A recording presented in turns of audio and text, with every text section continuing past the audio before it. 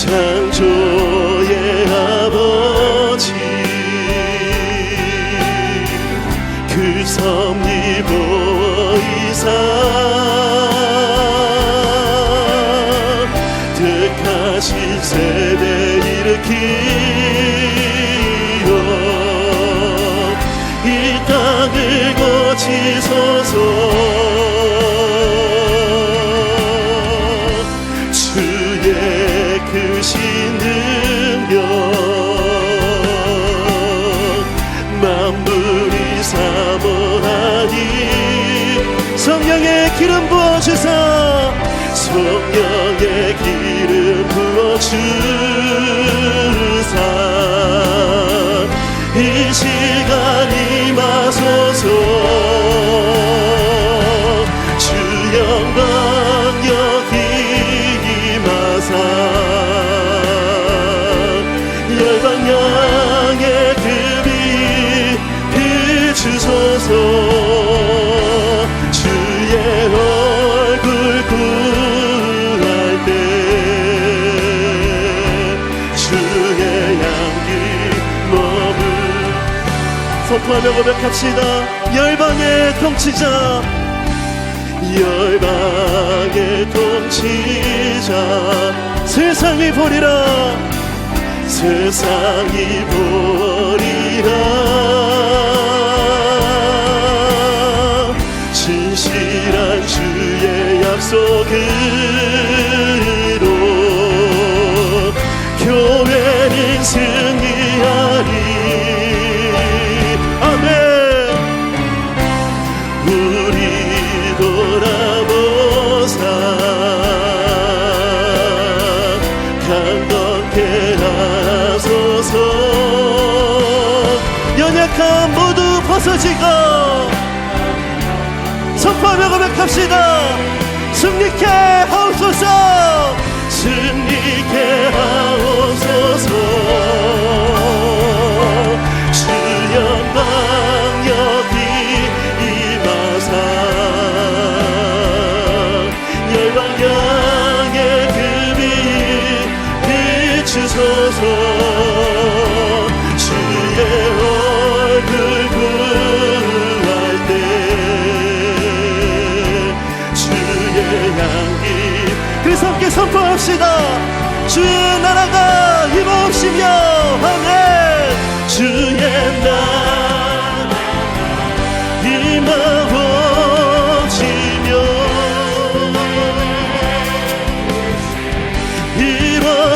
이루어지리라. 이 땅 가운데 하나님 아들 영광 보이 우리 다시 한 번 더 선포하며 주의 나라가 임하옵시며 주의 나라가 임하옵시며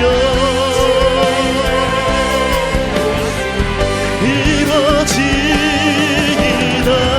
이 땅 가운데 하나님 아들 영광 보이소서.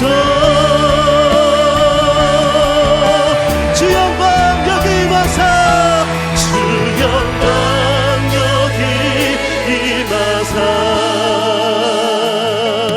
열방 양의 금이 비추소서.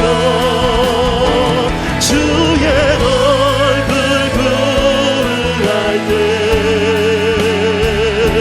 주의 향기 우리 더욱더 간절하게 은혜를 구하며 주 영광 여기 임하사 주 영광 여기 임하사 하나님 예배하는 이 자리 가운데 하나님 능력으로 임재하여 주시옵소서.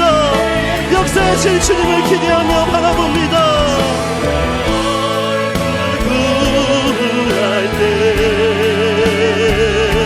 주의 향기 믿음의 눈을 들고 주님을 바라보며 고개 들어 주를 맞이해 고개 들어 주를 맞이해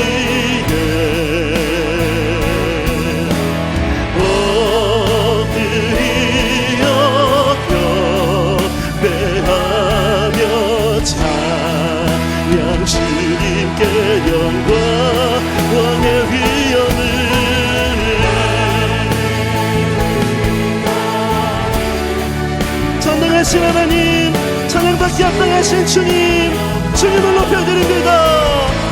찬양으로 영광 돌려, 찬양으로 영광 돌려 함께 주님을 높여드립시다. 왕의 위엄을, 할렐루야. 왕의 위엄을, 왕의 위엄을 진정한 찬양으로 영광 돌려 나라의 찬양으로 영광 돌려 아멘. 찬양으로 영광 돌려 나라의 왕께.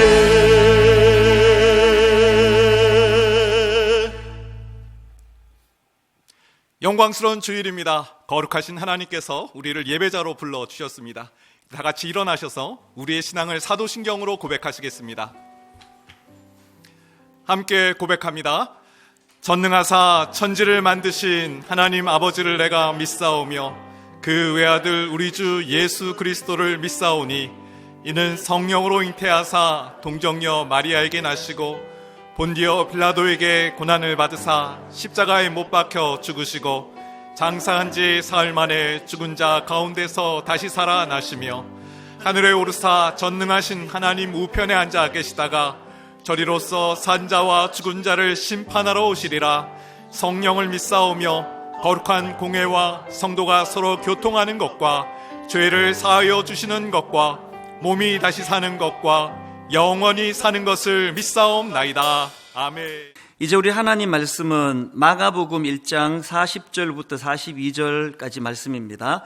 마가복음 1장 40절부터 42절 세 구절이니까요. 합심해서 읽을 텐데 오늘도 다 자리에서 일어나셔서 하나님의 말씀을 통성으로 합심해서 같이 읽도록 하겠습니다. 1장 40절부터 같이 읽겠습니다. 한 나병 환자가 예수께 와서 꿇어 엎드려 간구하여 이르되 원하시면 저를 깨끗하게 하실 수 있나이다. 예수께서 불쌍히 여기사 손을 내밀어 그에게 대시며 이르시되 내가 원하노니 깨끗함을 받으라 하시니 곧 나병이 그 사람에게서 떠나가고 깨끗하여 진지라. 아멘. 자리에 앉아주시기를 바랍니다. 오늘 본문은 너무나 간단한 그런 한 에피소드가 담겨져 있는 내용입니다. 이제 나병 환자 한 사람이 예수님께 나와서 이제 내 병을 좀 고쳐달라 이렇게 이제 간청을 하는 그런 내용이고요. 그 간청에 예수님이 이제 외면하지 않으시고 그의 병을 고쳐주셨다. 딱 그 짧은 그 한 사건을 담고 있는 내용인데요. 저는 오늘 이 본문을 묵상하다가 언젠가 봤던 그 기사입니다. 영국에서 이 외로움 담당 장관이 생겼다. 그런 기사 아마 보신 분이 많으실 텐데요. 그 외로움을 담당하는 장관이 뭐냐? 참 흥미롭게 봤던 기억이 있습니다. 그 기사에는 영국이 왜 이렇게까지 해야 되는지에 대한 이제 설명들도 곁들여 있었는데요. 현재 영국에서 이 고독으로 인해서 고통을 겪는 사람이 900만 명에 달한다는 겁니다. 어마어마한 사람들이 지금 이 고독이라는 그런 것 때문에 고통하고 있고요. 그런가 하면은 그 기사에서 이제 연구 결과 하나를 인용을 하는데요. 이 고독으로 겪는 고통이 얼마나 이게 치명적인가 하면은 이 사회적 단절로 인해 생기는 고독과 외로움의 고통이 어떤 사람이 매일 담배를 하루 15개비를 피우는 것만큼이나 건강에 해롭다. 이게 이제 얼마나 그 사람에게 이게 해로운 건가를 강조하는 그런 연구 결과 아니겠습니까? 그래서 이제 이 격리로 인한 고독과 외로움이 그만큼 이게 악영향을 미치는데 수많은 현대인들이, 그래서 영국에 이렇게 고통하는 사람이 900만 명이나 되는데 아니 어떻게 외로움 담당 장관을 세우지 않을 수가 있겠느냐, 그런 내용이 이제 기사에 있었는데요. 제가 오늘 본문을 묵상을 하다가 왜 그 기사가 떠올랐냐 하니까 이 나병 환자와 관련된 레위기 13장 45절 46절 말씀입니다. 나병 환자는 옷을 찢고 머리를 풀며 윗입술을 가리고 외치기를 부정하다 부정하다 할 것이요 병 있는 날 동안은 늘 부정할 것이라. 그가 부정한즉 혼자 살되 진영 밖에서 살지니라. 그래서 저는 이 성경에 나오는 나병 환자에 대한 이미지 하면은 이게 이 격리, 혼자 살되 진영 밖에서 살지니라. 사실 우리가 어릴 때는 이제 이 소록도 같은데 이렇게 나병 환자들이 함께 모여 그렇게 은혜를 나누고 그렇게 또 좋은 그 간증의 소식이 전해주고 하던 그런 이미지가 있었기 때문에 제 머릿속에 이제 나병 환자 하면은 이 격리라는 이미지가 그렇게 떠오르게 된 것 같습니다. 이런 점에서 이제 오늘 본문에 그 예수님을 찾아온 나병 환자가 가졌던 고통이 한 몇 가지 되겠다, 이거 추측해 볼 수가 있는데요. 그 첫 번째 고통이 고독입니다. 외로움입니다. 그 나병에 걸린 환자 입장에서 지금이야말로 진짜 그 부모의 위로가 또 형제들 또 가족들의 격려가 절실히 필요한 때 아닙니까? 그런 상황인데 혼자 살되 진영 밖에서 살지니라. 이게 이 얼마나 엄청난 고독을 가졌다 주었겠습니까? 제가 얘기를 들어보니까요, 이제 외국을 다녀와가지고 2주간을 이제 격리를 하는데 어떤 사람은 죽을 것 같이 힘들대요. 이 격리라는 게 그렇게 힘든 거예요. 이 나병 환자의 고통이 어떤 것인가 짐작할 수 있을 것 같고요. 또 그런가 하면은 이 나병 환자들이 이 사람에게 나아갈 때는 손으로 윗입술을 가리고 부정하다 부정하다 이런 것들을 외쳐야 되니까 그 자존감이 다 무너지는 거 아닙니까? 얼마나 수치스러웠겠냐고요. 그리고 미루어 짐작해 볼 수 있는 건 오늘이나 그때나 알지도 못하면서 함부로 그 정죄하는 사람이 얼마나 많았겠습니까? 무슨 짓을 저질렀길래 저런 저주받은 병에 걸렸냐고. 그 수치심은 이런 말로 다 못했을 것 같습니다. 그런가 하면은 또 한 가지, 그 당시 나병은 불치의 병으로 알려진 병이니까 그들이 가진 절망적인 고통이 뭐겠습니까? 장래에 대한 두려움이에요. 희망이 없는 거 아닙니까? 오늘 본문에서 절박하게 예수님을 찾아 호소하는 이 나병 환자가 갖고 있었던 이런 그 삼중고, 3가지 그 겹치는 고통이 그런 절박함으로 예수님을 찾게 만드는 도구가 됐는데요. 그래서 이제 오늘 본문에 보면은 예수님께서 이런 아픔을 가진 나병 환자를 외면하지 않으시고 그를 고쳐주셨다. 그래서 참 간단한 내용이지만 저는 지난 몇 주 동안에 이 말씀에서 나오는 정말 깊은 묵상을 하며 혼자서 은혜를 많이 받았습니다. 오늘 이 본문 속에서 왜 그렇게 제가 이게 오늘 우리 성도님들과 또 저와 현대인들에게 너무나 절실한 말씀이라 그런 생각을 하게 됐냐 하니까 제가 방금 이 나병 환자가 3중의 고통에 빠졌을 것이라고 그런 말씀을 드리지 않았습니까? 이게 딱 우리 현대인들의 모습 같은 거예요. 이 고립으로 인한 외로움의 문제, 이 우리 문제 아닙니까? 점점 인터넷은 발달이 되고 SNS를 통해서 아는 사람은 초등학교 동창 다 찾아내고 이민 간 사람 다 불러내 교제하고 다 하는데 계속 들려지는 분석들을 보면은 현대인들이 점점 고독해진다는 겁니다. 또 그런가 하면은 이 무너져 버린 자존심, 이 상한 수치심, 너무나 많은 분들이 이런 상한 감정으로부터 치유받지를 못해 고통한다는 걸 저는 너무 잘 알고 있거든요. 또 그런가 하면은 이 장래에 대한 두려움은 오늘 본문의 나병 환자만의 문제가 아닙니다. 코로나를 겪으니까 제일 우리를 힘들게 하는 게 이게 도대체 언제 끝나는 거냐는 거 아닙니까? 그러니까 이런 면에서 보니까 이 본문에 참 절박하게 주님께 부르짖는 그 나병 환자가 이 남의 이야기 같지가 않고 이게 우리 교회의 그 김 집사님 얘기 같고 박 권사님 얘기 같으니까 어떤 면에서는 이게 또 저의 모습을 보는 것 같으니까 굉장히 많은 마음이 여기에 담겨지는 것을 제가 경험했습니다. 그런가 하면은 제가 오늘 본문을 주목한 또 다른 중요한 포인트가 하나 있는데요. 제가 발견한 이 문장 한마디 때문입니다. 41절을 보십시오. 예수께서 불쌍히 여기사 손을 내밀어 그에게 대시며 이르시되 내가 원하오니 깨끗함을 받으라. 제가 주목했던 이 포인트입니다. 손을 내밀어 그에게 대시며 이르시되 아니 왜 예수님은 그 말씀으로도 고칠 수 있지 않습니까? 그리고 성경에 보면 실질적으로 사복음서에서 말씀만으로 고치신 케이스가 또 많이 나오지 않습니까? 그런데 왜 예수님은 굳이 이 부정한 병으로 알려진 이 나병에 걸리면 격리를 시켜야 될 만큼 이것이 이 격리돼야 되는 이런 병을 가진 환자에게 굳이 손을 뻗어가지고 그 몸에 손을 대시면서 병을 고쳐주셨는가? 오늘 다루고 싶은 포인트가 바로 이 문제예요. 예수님 왜 그러셨을까?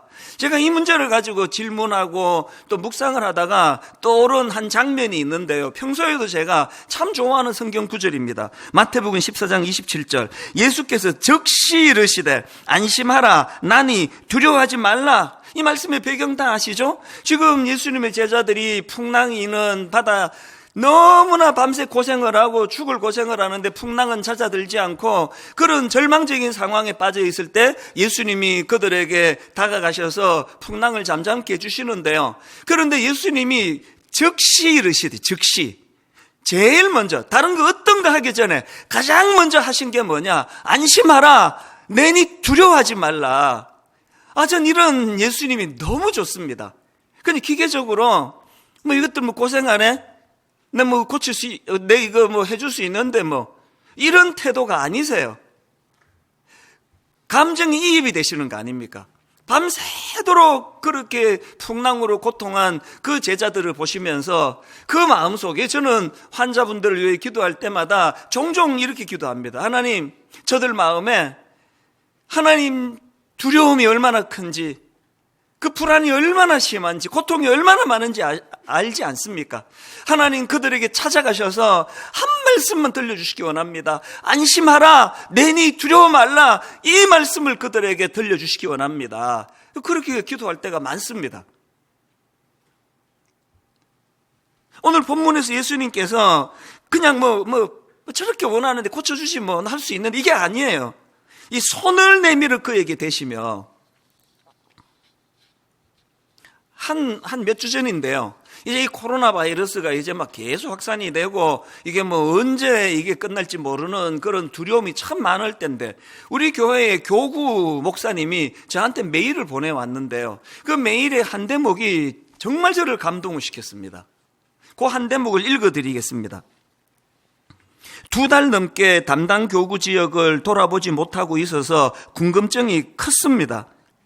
아침에 교구 지역을 둘러보고 싶은 마음이 크게 올라와서 오늘 혼자서 제가 맡은 교구 지역을 돌아다니면서 동네 분위기도 살피고 교구 성도님들의 동네를 다니며 마음으로 기도하는 시간을 가졌습니다. 성도님들이 운영하시는 가게라도 직접 방문해서 인사라도 나누고 싶은 마음이 간절했지만 마음을 추스르고 자제했습니다. 성도님들에게 직접적인 신방의 효과는 없었을지라도 몸이 떨어져 있는 상황에서 저 스스로가 교구를 향한 마음을 다시 한번 다잡고 마음으로 품는 계기가 되었습니다. 이 젊은 교구 목사님의 마음이 저에게는 확 다가온 거예요. 너무 고맙더라고요. 이걸 직업이라 생각하고 이 직장이라 생각한다면 이거 대박 아닙니까? 놀고 먹는 거 아닙니까? 이제 신방 안 해도 되는데 이 교회에 모이지도 않는데 모든 성경 공부 제자 훈련지 아무것도 못하고 있는데 이건 하나님 신 절호의 이거 휴가다 이렇게 쓸 수 있는 거 아닙니까? 그런데 이 젊은 목사님이 저를 감동시켰던 건 그런 마음이 아니에요. 그 애틋한 마음, 그 신방을 해야 되는데 지금 가게가 어려운 성도님 그 가정에 가서 기도해 드려야 되는데 그 마음이 너무 애틋하니까 사람 만날 수 없는 거 알지만 그 동네를 빙빙 돌면서 그 모습이 너무 감동이 되는 겁니다. 몇 주 전에 제가 우리 전체 교역자들에게 메일을 보냈습니다. 주일날 지금처럼 이렇게 소수라도 예배를 함께 모여 드릴 수도 없는 문이 다 닫혔던 때 아닙니까?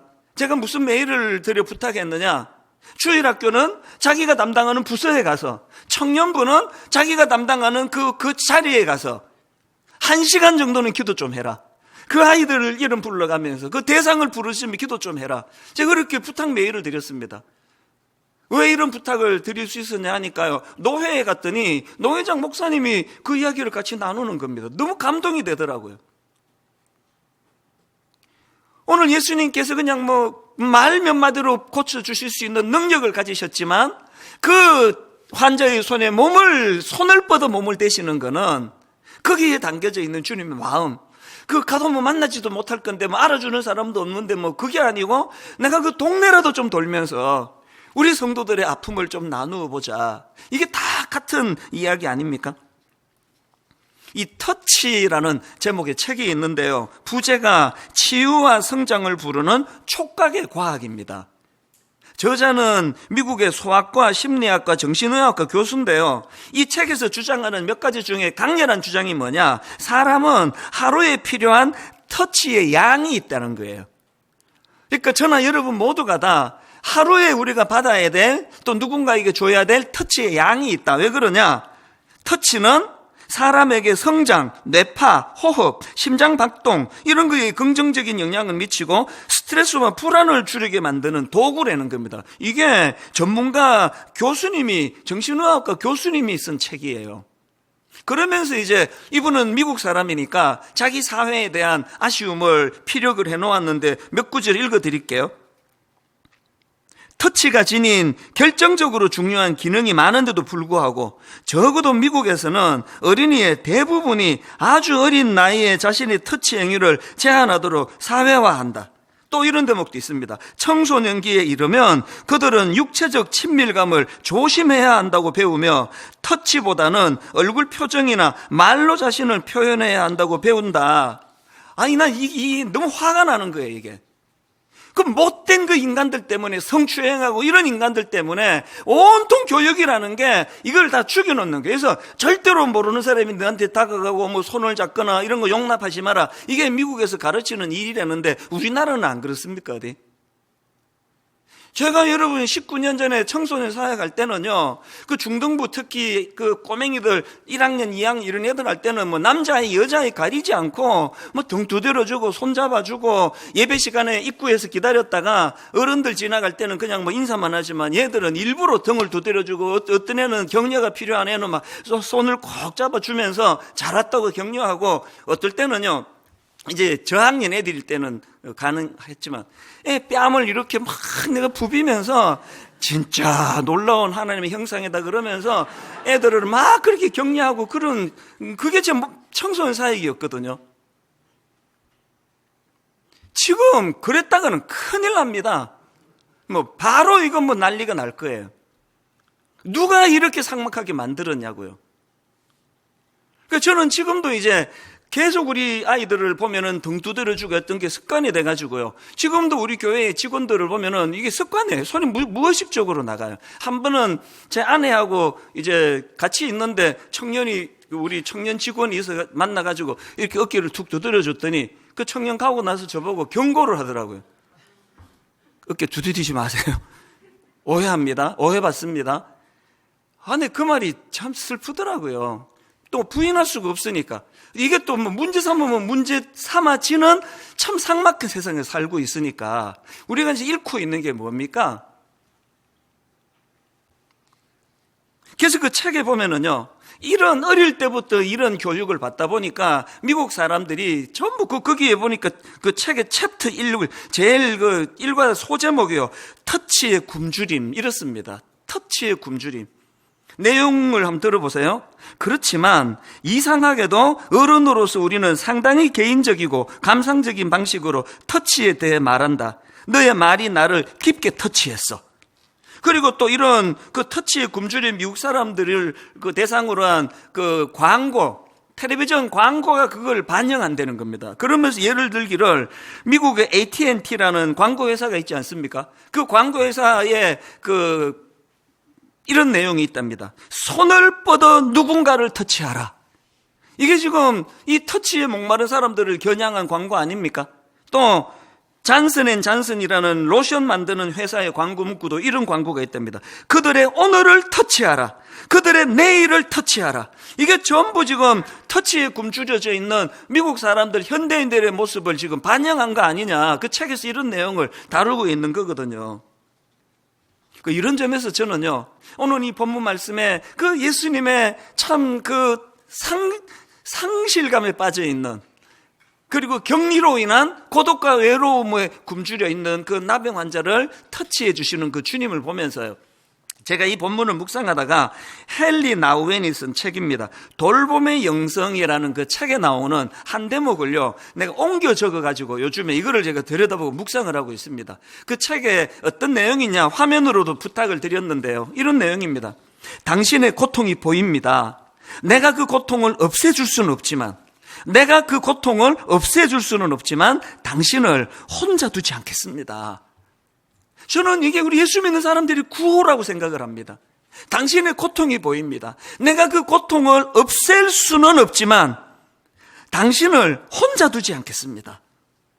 오늘 저와 여러분이 정말 우리가 이런 저 책에 나와 있는 그 메시지와 같은 삶을 노력을 하셔야 되는데요. 그러기 위해서 오늘 이 41절에서 예수께서 불쌍히 여기사 손을 내밀어 그에게 대시며 이르시되 이 은혜를 갈망해야 된다는 사실입니다.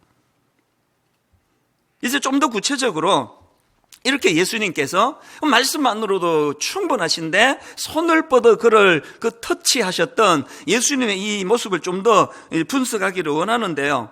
이 예수님의 터치가 어떻게 가능했나? 이 두 가지 전제를 제가 발견을 한 겁니다. 두 가지 전제 중에 첫 번째 전제가 뭐냐? 예수님의 터치가 어떻게 가능했나? 그것은요, 예수님의 동정심으로 인한 감정이입이 있었기 때문입니다. 자, 41절을 자세히 한번 보십시오.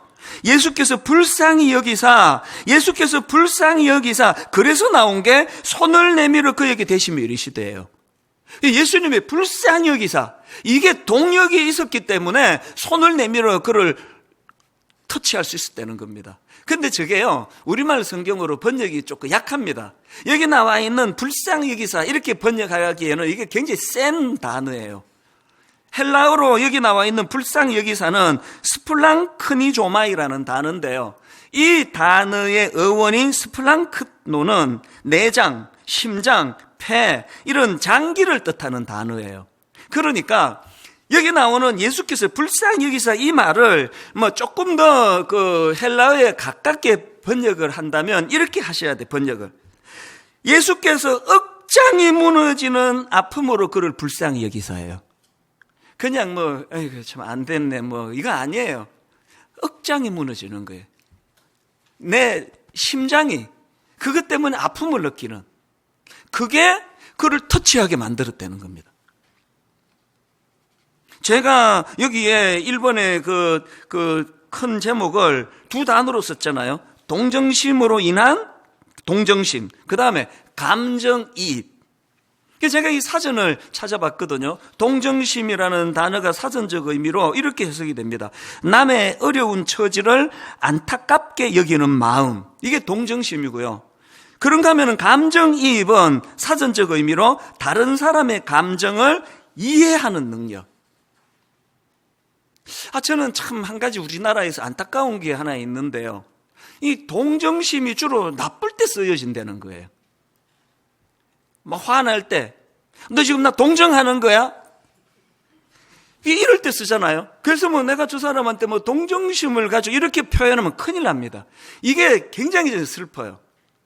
이 동정심을 이렇게 나쁠 때 써버렸기 때문에 감정이입이 잘 안 일어나는 겁니다. 사실은요, 우리 한국교회가, 한국사회가 진짜 회복해야 되는 건 동정심입니다. 남의 어려운 처지를 안타깝게 여기는 마음. 목회 잘하기 위해서는 담임 목사가 성도들에게 동정을 받아야 돼요. 아이고, 보니까 뭐 지나내나 다를 것도 없는데 저렇게 무거운 직책을 받아가지고 정말 고생 많이 한다. 불쌍하게 여기시면 그 목회 성공입니다. 집사님, 제가 불쌍하게 보이세요? 그러면 저 성공한 거예요. 아닌 것 같아. 그냥 뭐 큰 거에 해가지고 저 기름기 좀 봐, 얼굴에 저거 잘잘 흐르네, 저거. 그거 목회 실패한 거예요. 여러분, 제가 몇 주 전에 이 사회가 아버지 부재의 시대라 그러는데요. 그 사회의 문제도 많지만 아버지 잘못이 커요. 우리는 어릴 때부터 자꾸 아버지를 권위로 생각하잖아요. 저는 요즘에 소원이 하나 있습니다. 우리한테 제가 불쌍하게 보이는 우리 아들한테. 난 우리 딸이 날 좀 불쌍하게 봤으면 좋겠어요.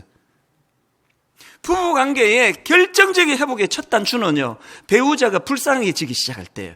그러니까 저는 제 아내에게 정말 내가 동정받기를 원해요.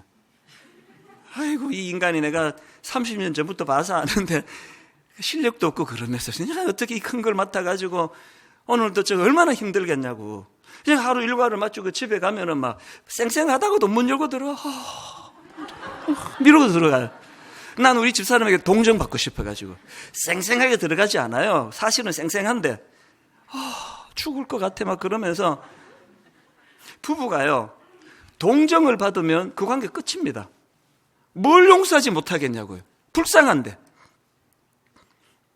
오늘 우리 사회가 이 동정심을 죽여놓은 사회이기 때문에, 그래서 누가 여러분 보고 막 화내면서 지금 너 나 동정하는 거지 그러면 할렐루야 정확하게 받습니다. 그러시면 맞아요. 동정심을 회복해야 된다니까요. 최근에 그 아파트 경비원 자살 사건 아시잖아요. 그 경비원이 그 입주민에게 폭행을 당하고 끔찍한 일을 당했다, 그렇게 유서를 쓰고 자살을 했는데요. 그것도 제가 참 마음이 아팠지만 저는 그 다음에 뉴스를 보다가 눈물이 그릉그릉해졌습니다. 뉴스 보면서 그렇게 마음이 끌려는 거 근래 처음이에요. 그게 뭐냐, 그 입주민들이 말이에요, 참 이 경비 아저씨에 대하여 마음의 미안함을 가지고 그를 위하여 막 플랜카드를 써놓고 편하게, 이제 안 믿는 사람들이니까 다음 세상에서는 편하게 사시라고 그런 마음을 가지고, 심지어는 그 촛불을 들고 그분을 같이 그렇게 참 그리워하는 그 뉴스를 보는데 막 눈물이 나더라고요. 아, 우리나라 삭막하다 그러지만 아직 희망이 있다. 교회가 이런 곳이어야 되는 거 아닙니까? 우리가 이걸 회복해야 되는데, 그러기 위해서는요, 히브리서 4장 15절을 잊으시면 안 됩니다. 우리에게 있는 대제사장은 우리의 연약함을 동정하지 못하시리가 아니요. 그 나병 환자처럼 우리가 먼저 이 주님의 동정을 받아야 돼요. 내가 어떤 주님의 동정으로 그냥 쫓겨났는데도 할 말이 없고 내쳐도 할 말이 없고 구원받지 못해도 할 말이 없는데, 동정심 가득한 마음으로 주님이 우리를 십자가로 인도해 주셨기 때문에 오늘도 내가 그거를 의지해서 여기까지 오지 않았느냐. 이 힘을 가지고 나도 누군가, 오늘도 울고 있는, 오늘도 아픔을 겪는 누군가에게 이 주님의 동정심으로 그를 내가 사랑으로 섬겨야지. 이게 교회인 줄로 믿습니다. 그런가 하면은 두 번째가 더 중요합니다. 예수님의 터치가 어떻게 가능했는지 아십니까? 그것은요, 치유 능력에 대한 예수님의 자신감 때문에 그렇습니다. 이런 의미에서 저는 42절이 참 은혜가 되는데요. 곧 나병이 그 사람에게서 떠나가고 깨끗하여진지라. 이게 왜 이렇게 중요한 의미가 일어나느냐? 여러분, 아까 말씀드렸잖아요. 왜 격리를 시켜버립니까? 부정해질까 봐. 그리고 요즘은 이 나병이 그렇게 전염이 강한 병이 아니라는 걸 이제 그 의학적으로 다 연구가 돼서 이제 지금은 그렇지 않은데, 제가 어릴 때만 해도 이 나병은 감염이 심한 병이다 그렇게 알고 있어가지고 나병 환자가 오면은 막 굉장히 긴장하고 그랬는데, 그게 전부 다 오해라는 겁니다. 어쨌든 이제 그 오해하고 있던 상황을 가정해서 제가 상상을 해보는 겁니다. 왜 사람들이 나병 환자를 격리시킵니까? 그랬는데 여러분, 지금 코로나 바이러스, 지금 우리 모두가 다 너무너무 두려워하는 게 그 감염. 그래서 여러분 한번 대답해 보세요.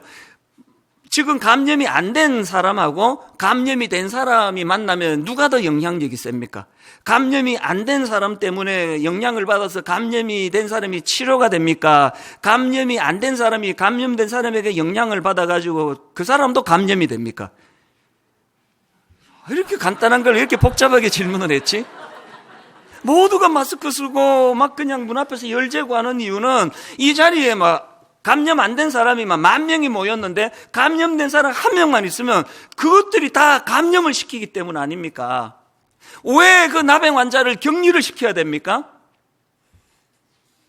여러분, 사춘기 아이들을 이제 교육시킬 때 아들이 이제 중학생이 되고 고등학생이 되면은 온 집에서 강조하는 게 뭐예요? 언니, 불량한 친구 사귀지 말라는 거 아닙니까? 왜 그렇습니까?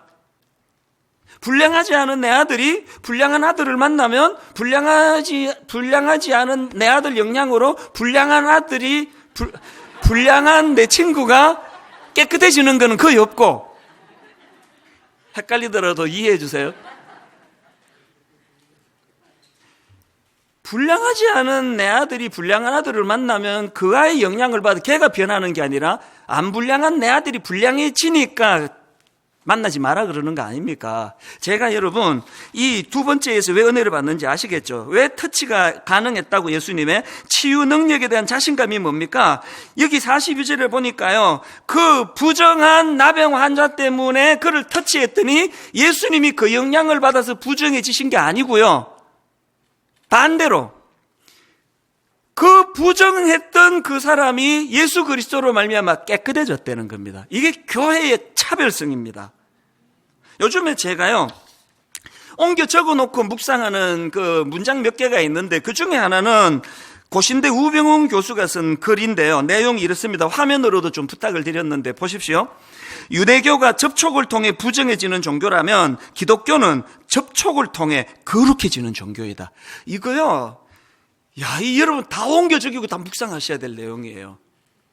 어마어마하게 깊은 내용 아닙니까? 유대교가 접촉을 통해 부정해지는 종교라면 기독교는 접촉을 통해 거룩해지는 종교이다. 그리고 또 제가 옮겨놓고 묵상하는 글 하나가 더 있는데 숭실대 김혜건 교수님 책에서 발견한 문장인데 이것도 한번 들어보십시오. 유대교가 그토록 집착했던 깨끗함은 복잡한 정결 예법과 율법 준수를 통해서가 아니라 예수님의 동정심과 그 동정심 가득 찬 접촉을 통해서 일어납니다. 너무 내 마음에 와닿고 너무 마음에 가책을 느끼는 글이에요. 여러분, 유대교가 그토록 집착했던 깨끗함은 그렇게 복잡한 정결 예식과 율법 준수를 통해서 일어난 게 아닙니다. 그 유대교 율법을 지켜야 된다고 그랬으면 그 사람 앞에 다가온 나병 환자는 돌에 맞아 죽었어야 돼요. 고침 못 받습니다. 여러분, 그 절망 속에 빠져있던 한 생명이 그렇게 기뻐 치유를 받을 수 있게 된 건 유대교가 그토록 집착했던 정결 예법과 율법 준수가 아니라고 한다면 오늘 여러분은 지금 유대교 신자입니까? 기독교 신자입니까? 오늘 우리가 이런 의미에서 정말 그래서 이걸 왜 이걸 옮겨 적어 놓고 계속 저 자신에게 이걸 묵상을 하느냐고요. 유대교가 그토록 집착했던 깨끗함은 복잡한 정결 예법과 율법 준수를 통해서가 아니라 예수님의 동정심과 그 동정심 가득 찬 접촉을 통해서 일어난다고 한다면 오늘 교회가 살아날 수 있는 유일한 비결은 바로 이 내용을 집대성해 놓은 한 도구, 십자가 앞으로 가야 돼요. 십자가는 논리가 아닙니다. 십자가는 자격 유무를 따지는 도구가 아닙니다. 그 은혜를 먼저 우리가 경험하고, 그리고는 우리가 오늘 세상 곳곳 썩은 곳을 다니면서 우리가 그것을 터치할 때 그것 때문에 내가 악해지는 게 아니라 나의 하나님의 이 거룩하게 인정해 주신 은혜로 말미암아 그것들을 깨끗하게 만드는, 그래서 이런 말 흔히들 하잖아요. 어둠을 탓하지 말고 한 자루의 촛불을 들어라. 뭘 탓할 이유가 없지 않습니까? 그래서 저는 오늘 간단하게 두 가지 적용, 기도 제목, 또 마음의 소원, 그 두 가지를 제가 사모하며 두 가지로 나누기 원하는데, 첫째로는요, 여러분 우리 모두가 다 이 예수님의 터치를 사모하셔야 됩니다. 오늘 이 나병 환자의 절실함이요, 여러분 이게 잘못하면 이게 돌에 맞아 죽는 일이에요. 이거 목숨 걸지 않으면 할 수 없는 일입니다. 그런데 내가 그냥 이렇게 사는 것보다 차라리 내가 한번 깨끗함을 시도하다가 돌에 맞아 죽는 게 낫지, 나 이렇게는 못 살겠다. 그 절박함이 있었기 때문에 주님 앞으로 나갈 수 있게 된 거 아닙니까? 오늘 교회의 성도님들의 치명적인 문제는 이 절박함이 없다는 거예요. 두 번째로요, 그렇게 첫 번째가 그렇게 예수님의 터치를 갈망하고 사모해야 된다면, 두 번째는 그 터치의 능력을 주변에 전달하자는, 주변에 전하자는 겁니다. 누가복음 6장 36절, 너희 아버지의 자비로우신 같이 너희도 자비로운 자가 되라. 마태복음 5장 7절, 긍휼히 여기는 자는 복이 있나니 그들이 긍휼히 여김을 받을 것이며. 이 사랑의 선순환 아닙니까?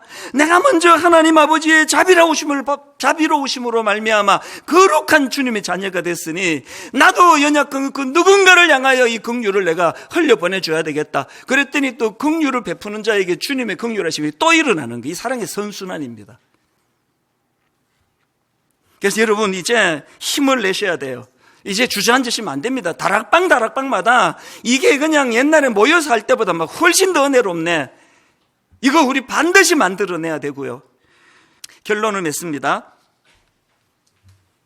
찬양 하나만 소개해드리고 마치기 원하는데요. 어제 오전입니다. 제가 이런 말씀을 쭉 준비하다가 제가 대학생인 시절에 그 CCC라는 선교단체에서 참 즐겨 불렀던 찬양이 하나 있는데 제목이요, 주님의 계절이에요. 주님의 이 사계절을 가지고 주님을 노래한 건데, 예를 들면 가사가 이렇습니다. 봄날, 예수님 봄날에 오신다면 새 싹이 움틀 때에 마음 깨끗한 사람 찾겠네, 꽃들을 돌보도록.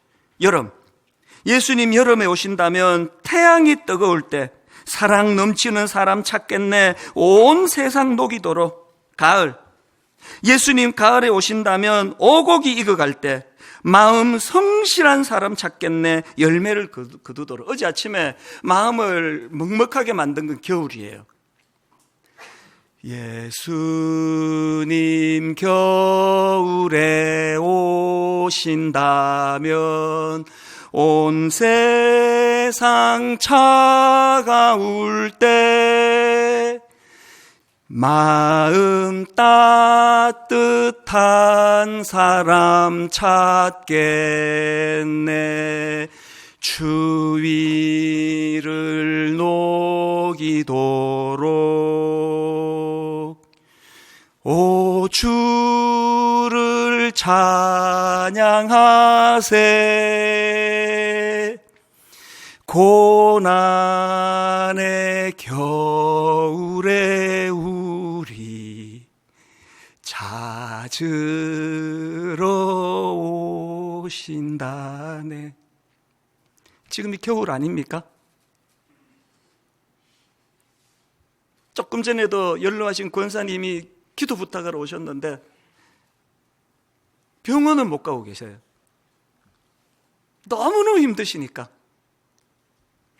오늘 여러분 그 격리로 상징되는 본문의 그 나병 환자처럼 너무너무 외롭고 고독하고 수치심에 자존심이 무너지고, 그리고 이게 어떻게 되는 건지 알 수 없는 그 많은 사람들에게 찾아오시는 주님.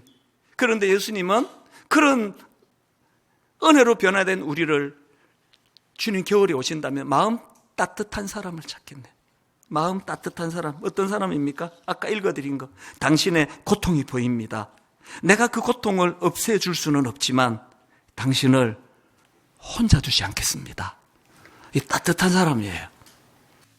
우리 주 예수 그리스도의 은혜와 하나님 아버지의 다함없는 사랑과 성령님의 감동, 감화, 위로, 교통, 충만하심의 역사가 하나님의 거룩으로 덧입어 내가 만나고 내가 밟는 그곳, 그 땅, 그 사람들 다 주님의 거룩으로 변하게 될 것이라는 이 확신을 가지고 한 주간 거뜬히 은혜로 살아내기로 다짐하며 예배하는 모든 주의 자녀들 머리 위에 지금부터 영원토록 함께 하시기를 간절히 축원하옵나이다.